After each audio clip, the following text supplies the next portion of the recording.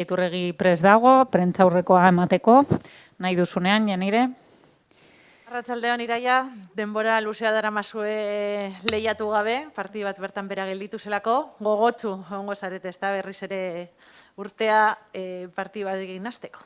Bai, bueno, urte berri ondan hori hasteko, eta bai, egia da azkenean, azken partida bertan bera gelditu zala Atletico Madrilen positibongatik, eta zentzu horretan taldea gogotsu dago, ez? Egia da, astebeteko porrak eman ditugula, gero 3 egunetan lesaman lanean gogor aritu garela, eta astea osoa izan dugu Realaren kontrako partidua prestatzeko, eta nik uste derbi batekin urtea hastea, eta ganera Realearenan eszenatoki ezin hobea da. Ez dakit, errebantzarako gogoa daukazuen kontuan hartuta joanekoan San Mamesen hirurak nagusitu zirela. Beitu, kuriosoa da, aste batean 3 partidurekin hasiko dugula urtea, eta justo 3 partiduak lehenengo bueltan 3 galdu genituela. Beraz, taldea gogotsu dago ere, errebantza horretarako, baina ez soilik Realaren kontra, baizik eta baita Betisen kontra eta Levanteren kontra. Egia da, lehenengo bueltan ez genituela partidu asko galdu, baina justo 3 aurkariren kontra jokatuko dugula astebeteko epean.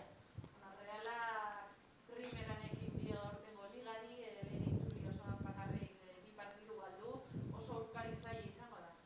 Bai, egia da, Errealak aurten daukan ratxa edo, nik uste buelta bat bukatuta ez da soilik ez ratxa, ez kasualidatea, baizik eta nik uste izugarrizko lana egiten ari direla, meritua dauka, ikusita ere zenbat jokalari berrirekin hasi zuten denboraldia, eta bigarren postuan doaz, ez?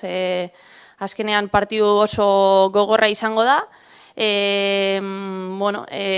San Mamesen ikusi genuen partidua parekatsua egon zala, eta detaile batengatik joan zirela 3 puntuak Donostira, eta biharko partidura begira, berdina espero dut, ez? Partidu oso parekatsua, eta fin ibili beharko garela batez ere areatan, eta detaile horrek zaindu. Bai, azkenean guretzako jokalari garrantzitsua da, azkenean zelai erdia eta aurreko jokalariak oso ondo egiten duelako enlace moduan, ez? Baina, azkenean egia da jokalari desente ditugula, aulkian astero jokalari bikainak gelditzen direla, eta Julema ez dala egongo, baina seguro Julemaren ordez jokatzen duen jokalariak paper ona egingo duela. Ez dakit zuk askotan estatistikak eta bilatzen dituzuna da ez, baina Atletikek ez du galdu Realarena etxepartutako partidu bakarra ez? Bueno, ez dizkiote, begiratzen ditut, baina ez diot kaso askorik egiten batez ere partida hauetan derbietan zenbakiak alde batera utzi behar direla, ez? Egia da, agian fijatzen garela gehiago jokoarekin erlazionatutako datuetan, ez dakit Errealak zenbat aukerak egiten dituen, Errealak zenbat atakatzen duen banda batetik, bestetik, zenbat aldiz heltzen den areara, zenbat jaurtitzen duen, nola jaurtitzen duen, eta datu horiek gehiago begiratzen ditugu, azkenean jokoari begira datuak edo informazioa ematen dizulako, baina egia da, denboraldi berri batean gaudela, biharko partidurako, ez dakit favoritorik dagoen, egotekotan argi dago haiek direla, sailkapenean aurrera godoazelako, baina nik uste partidua oso parekatxoa izango dela, eta aposturik egitekotan zaila dela, zaila dela esatea zer gertatuko dan, ez? Gaia, urte da, lehen taldera iritsi zinenetik, ze balorazio egiten duzu, eta atzera begira, zenbat gauza pasa dira urte betean? Da, egia da, bueno, oso askar pasatzen dela, ez?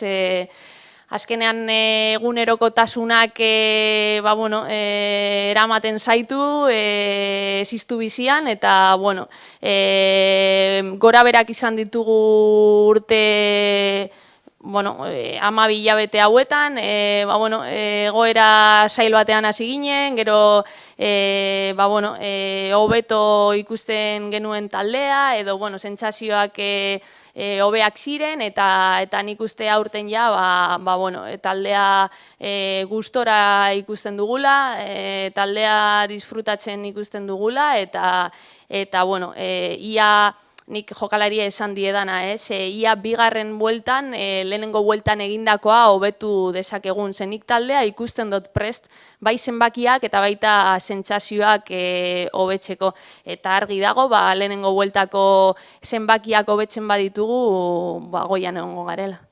Ireia, un año desde que tomaste las riendas del primer equipo del Athletic, 12 meses, han pasado muchísimas cosas. ¿Qué valoración nos haces? Sí, es verdad que ha pasado volando, ¿no? El día a día al final te absorbe y bueno, se me ha pasado rápido, ¿no? Sí que es verdad que bueno, al principio sufrimos un poco, ¿no? En la situación que estábamos, bueno, al final conseguimos, digamos, acabar con buenas sensaciones la temporada y luego, pues bueno, en esta la verdad es que ya pues empiezas a disfrutar un poquito, ¿no? De las sensaciones del equipo, de los resultados del equipo también, pero bueno, yo creo que este equipo es capaz de mejorar tanto las sensaciones como los resultados que hemos obtenido en la primera vuelta, que yo creo que son buenos, pero veo al equipo preparado y creo que tenemos potencial para más, y en ese sentido, pues uno de los objetivos que nos ponemos de cara a la segunda vuelta es esa, ¿no? El mejorar los números de la primera, porque eso nos va a permitir estar arriba. Y bueno, pues casualmente en este inicio de año pues nos toca jugar en una semana contra 3 rivales contra los que no conseguimos sacar ningún punto en la primera vuelta. Entonces, bueno, es una buena oportunidad para empezar a cumplir esos objetivos. Lleváis mucho tiempo sin competir por el partido también que se os aplazó a finales de año. No sé si el vestuario está con esas ganas, con ese cosquilleo de volver a competir. Sí, bueno, por un lado yo creo que el parón nos vino bien porque al final son muchos meses de competición y yo creo que hay que airear un poco la mente, ¿no? Pero sí que es verdad que bueno, el equipo ya estaba cogiendo ya en noviembre y diciembre unas sensaciones que nos gustaban, ¿no? Y bueno, ahora ha habido parón, les hemos dado una semana de vacaciones, pero bueno, también hemos estado entrenando duro en Lezama y bueno, espero que el equipo pues prosiga, digamos, desde el nivel que dejó aquí, ¿no? En Lezama, por ejemplo, con el partido contra el Alavés. Empieza el año con un derbi que siempre es un partido especial, ¿no? ¿Qué esperáis para el duelo de mañana? Bueno,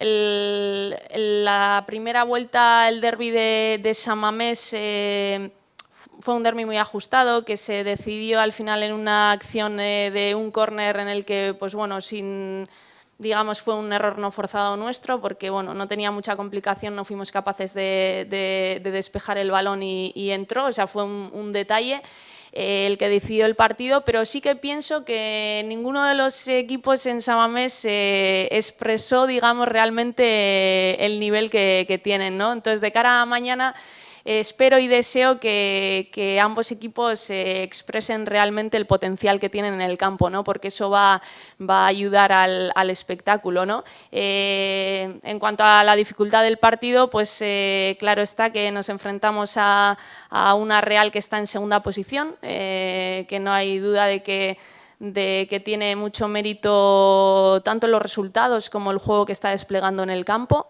Es un equipo que le gusta, pues bueno, tener el balón, pero que yo creo que Natalia ha sido inteligente a la hora de un poco de integrar, ¿no? el fútbol que tiene ella en la mente con lo que también gusta aquí, ¿no? Que es la verticalidad. Entonces yo creo que tiene esa mezcla, ¿no? De juego combinativo, pero en el momento en el que ellas también pueden lanzar directo, también lo hacen, ¿no? Y aprovechan los espacios. Entonces yo creo que le está dando resultado, creo que ha convencido a las jugadoras de lo que ella quiere y creo que ella también se ha adaptado bien a las características de sus jugadoras, ¿no? Porque tienen jugadoras que manejan muy bien el balón y tienen jugadoras verticales que corren bien al espacio, ¿no? Entonces, en ese sentido, pues va a ser un partido complicado, pero bueno, creo que nosotras también tenemos armas como para poder hacerles daño. No sé si te ha trastocado algo la baja de última hora de Yulema. Bueno, al final Yulema es una jugadora importante para nosotras porque es una jugadora diferente a lo que tenemos. Es una jugadora que nos da pausa en el juego, es una jugadora que hace muy bien de enlace el medio campo con la delantera, es una jugadora que juega muy bien de espaldas, que nos fija las centrales para generar espacios también para nuestros extremos. Entonces, pues bueno, al final sí es una baja sensible, pero también es verdad que tenemos, yo siempre les digo, ¿no? Que este año cada vez que miro al banquillo es que tengo jugadoras que cualquiera de ellas podría jugar de titular, ¿no? Entonces, pues no va a estar Yulema y estarán otras jugadoras. Pues es que ricasco, ta sorteón. Vale, es que ricasco. Eskerrik asko, Yanira.